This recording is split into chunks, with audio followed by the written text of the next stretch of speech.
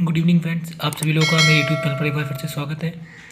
Last video में हम लोगों ने एक रेक्टेंगुलर का moment of inertia find out किया था, एक लाइन के अबाउट जो उसके सेंटर से गुजर रही थी और उसकी एक साइड के पैरेलल थी। आज हम लोग रेक्टेंगुलर लैम्ना का ही moment of inertia find out करेंगे, लेकिन ये इसका दूसरा केस है। आज इस रेक्टेंगुलर लैम्ना का मोमेंट ऑफ इनर्शिया हम उस लाइन के अबाउट फाइंड आउट करेंगे जो इसके सेंटर से गुजर रही है और इस लैम्ना के परपेंडिकुलर है, यानी कि ऊपर की तरफ। ये लाइन ऐसे होगी आपकी, ठीक है, ऐसे ऊपर की तरफ। इस लाइन के अबाउट हमें इस लैम्ना का moment of inertia find out करना है, ठीक है। चूंकि इस लाइन को मैं पेपर पर ड्रॉ नहीं कर सकता हूँ, तो इसलिए मैंने इसको OL की फॉर्म में दिखाया है, ठीक है। यानी कि हमें इस लैम्ना का मोमेंट ऑफ इनर्शिया OL के अबाउट फाइंड आउट करना है। तो सबसे पहले जो लास्ट लेक्चर में मैंने थ्योरी लिखी थी, वही थ्योरी मैं यहाँ पे लिख रहा हूँ। Let ABCD be a rectangular lamina such that AB is equal to 2A and AD is equal to 2B, ठीक है। अब चूंकि इसकी लेंथ 2A है और ब्रीथ 2B है, तो एरिया क्या हो जाएगा? Area of rectangle is equal to L into V, so A is equal to 2A into 2B, so A is equal to 4AB, ठीक है। जो मैंने यहाँ पे ड्रॉ किया था उसको मैंने यहाँ पर लिख दिया है, ठीक है। अब मैं क्या लिखता हूँ? Let OL be a line which passes through the center O and perpendicular to the lamina। यानी कि ये जो OL है वो एक लाइन है और इसके सेंटर O से ये गुजर रही है और ये क्या है? इस पूरे लैमिना के परपेंडिकुलर है, ठीक है। फिर आगे we have to find moment of inertia about OL। ये MI का मतलब मोमेंट ऑफ इनर्शिया है। about OL हमें इस पूरे लैमिना का मोमेंट ऑफ इनर्शिया इसके अबाउट फाइंड आउट करना है, ठीक है। So for this consider an elementary area PQRS of length delta x and with delta y at the distance OP। OP का मान कितना है? √x² plus y² from O। सो जैसा कि मैं लास्ट लेक्चर में करता चला रहा हूँ, मैं क्या करता हूँ, हर एक बॉडी के लिए पहले एक एलिमेंट्री पार्ट कंसीडर करता हूँ और उसका मोमेंट ऑफ इनर्शिया जिस लाइन के अबाउट निकालना होता है उसको निकालता हूँ और उसको इंटीग्रेट कर देता हूँ। तो वही चीज़ मैंने यहाँ पर की है। मैंने एक एलिमेंट्री एरिया PQRS कंसीडर किया है। ये PQRS क्या है? इसकी लेंथ डेल्टा x है और इसकी ब्रीथ डेल्टा y है। आप देख सकते हो, अगर P की कोऑर्डिनेट x, y है तो इस P x को मैंने कितना बढ़ाया? डेल x बढ़ाया, और y वाले को मैंने डेल y बढ़ाया, तो ये पूरा एरिया मेरा कितना हो गया? डेल x डेल y, ठीक है। ये PQRS मैंने del x del y area का एक एलिमेंट्री पार्ट कंसीडर कर लिया है। सो अब इस एलिमेंट्री एरिया का मोमेंट ऑफ इनर्शिया पहले हम इस लाइन के अबाउट निकालेंगे, और जो एलिमेंट्री एरिया का मोमेंट ऑफ इनर्शिया निकलेगा उसको -B से +B तक इंटीग्रेट करेंगे और -A से A तक इंटीग्रेट करेंगे। अभी -A और -B का क्या काम है भाई? ये O जो है मेरा ओरिजिन है, तो इसकी राइट साइड में सारी पॉजिटिव डिस्टेंस और इसकी लेफ्ट साइड में सारी निगेटिव डिस्टेंस। सो चूँकि ये 2B है, सो ये क्या हो जाएगा? -B से प्लस का B और ये -A से प्लस का A, ठीक है। अब बात आती है कि भाई इस एरिया की इस लाइन से परपेंडिकुलर डिस्टेंस कितनी है? यही तो है OP। अब OP कैसे निकालें? अगर इस P का कोऑर्डिनेट x और y है, यानी कि ये वाली डिस्टेंस y है और ये वाली डिस्टेंस x है, तो ये कितनी होगी?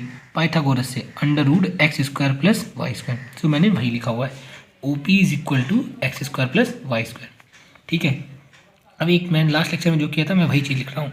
If m be the mass of lamina ABCD then mass per unit area rho is equal to m/4AB, ठीक है। ये हम लोगों ने लास्ट लेक्चर में भी निकाला था। ये क्यों निकालते हैं, किस लिए निकालते हैं, ये सब मैंने लास्ट लेक्चर में डिस्कस किया है, तो आप वहाँ पे जा करके इसको अच्छे से समझ सकते हैं।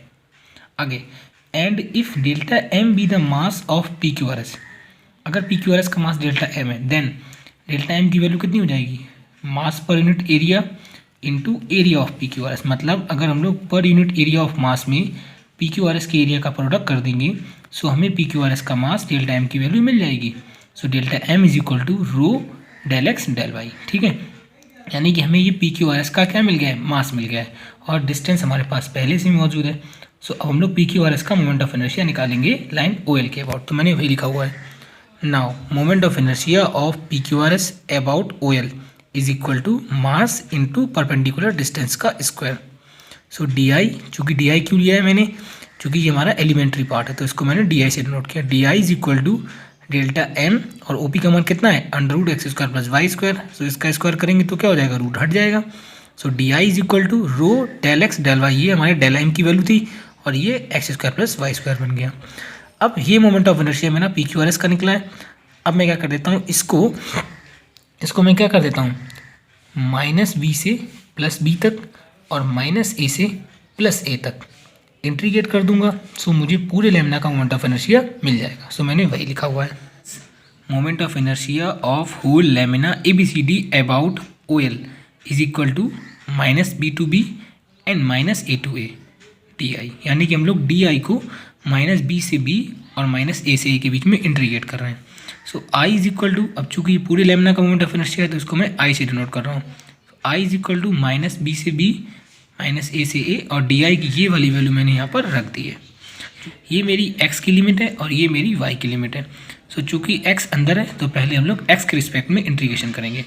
सो रो और वाई की लिमिट को मैंने अभी ऐसे ही रखा हुआ है। चूँकि हमारा फंक्शन इवन है ये वाला, तो मैंने 2 का प्रोडक्ट किया और लिमिट हमारी 0 से ए हो गई। X square plus Y square D X D Y. So पहले हम लोग एक्स के रिस्पेक्ट में इसको इंटीग्रेट कर रहे हैं। सो ये 2 और रो मिलकर के क्या बन गया, 2 रो माइनस का v। सो एक्स स्क्वायर का एक्स के रिस्पेक्ट में इंटीग्रेशन क्या होता है, एक्स क्यूब बाई 3। चूँकि वाई स्क्वायर तो एज अ कॉन्स्टेंट होगा, सो वाई स्क्वायर ऐसे ही रहा, बट डी एक्स का इंटीग्रेशन क्या होगा, एक्स लिमिट 0 से a, और डी वाई ऐसे ही रहा। अब 2 रो ऐसे ही रहा, माइनस बी से बी।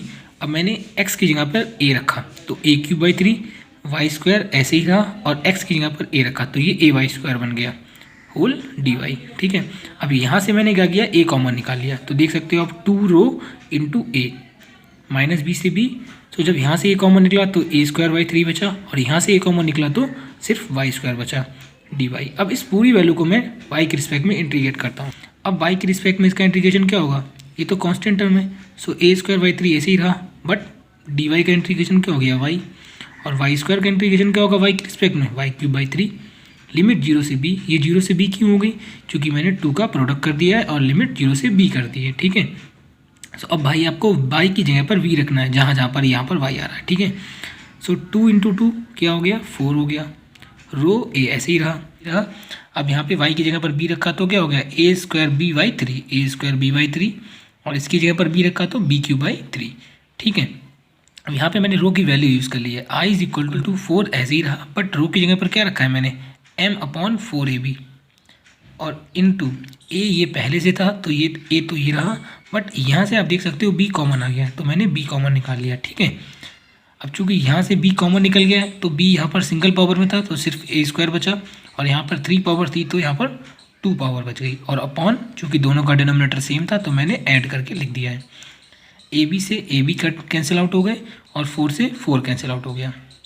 सो हमारा रिजल्ट क्या बचा, i is equal to 1/3 m a square plus b square.